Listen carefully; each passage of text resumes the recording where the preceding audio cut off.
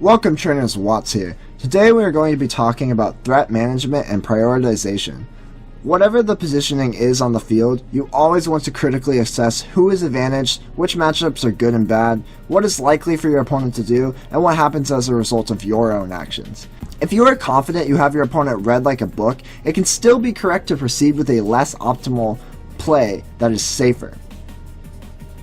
It all depends on the positioning, momentum, and threats.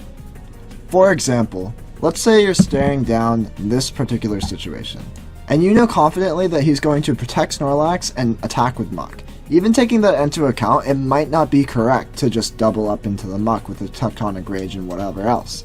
It might actually be correct to still double up into the Snorlax, even though this Snorlax is 100% in your mind protecting, because Muck in this situation is not a serious threat.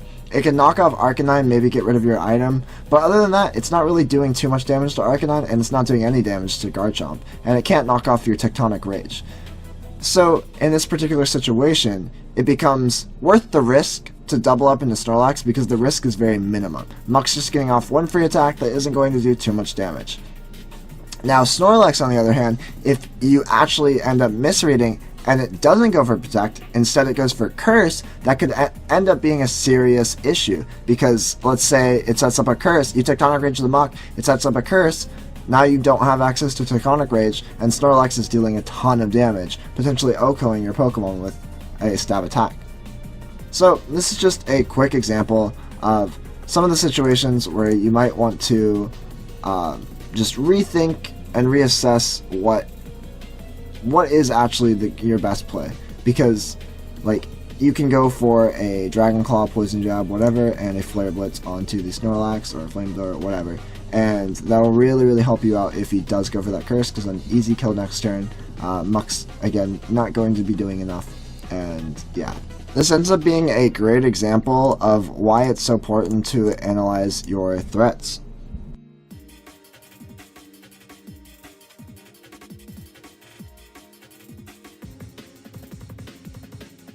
For watching this really quick video. For seasoned players, this is a pretty obvious thing, but I just wanted to make a video about it because I feel like in Pokemon VGC, nobody really actually talks about the things they're thinking most of the time, or at least online.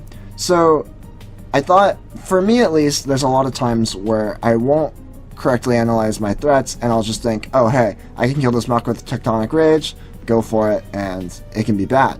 But, you know, when you like start to actually think about sort of obvious things that you don't actually think about, then it really does help your play. So yeah, just a good example of why sometimes, even though you know what your opponent's going, like in your mind you know for a fact what your opponent's going to do, it's not always correct to go for that. Like even sometimes it can be correct, objectively speaking, to double up into a Protect, even if you know that Protect was happening, just because the other Pokemon isn't doing anything. I found that in my own play, sometimes I would just go for easy kills that I knew I could get, even if it wasn't correct. And also, another point I have to make is that sometimes leaving a Pokemon on the field that isn't doing a lot is really advantageous for you, because it allows you to just keep focusing down the other Pokemon and not have to worry about that other slot. Whereas, alternatively, if you did kill that Pokemon that wasn't a big threat, that you just had easy access to killing, they could get a free switch off of it and thus regain board positioning and momentum. So just a video I think some people need just to, you know, think more. And I definitely needed this video because I have a lot of games where I'm just in autopilot and I doing whatever, and I'm like, oh, I can kill this Pokemon here, I'll just kill this Pokemon here. Then they switch in a Choice-Scarf Tapu Lele and wreck my team, or whatever it may be. But yeah, just a quick little video. If you want to see more videos like this where I just quickly talk about a certain thing that is important for you to think about, critically assess during game, please let me know. Overall, you only have, what, like 40 seconds to make your move each turn, so there's a lot you have to think about and a lot you're going to miss. And yeah, Pokemon is a mind game, and it can get really difficult sometimes, and you don't have much time to think about all the different factors that are at play. So thank you guys so much for watching. Please check out my other videos in this series if this becomes a series, and stay tuned for my future uploads by subscribing. I'll see you guys later. Peace out.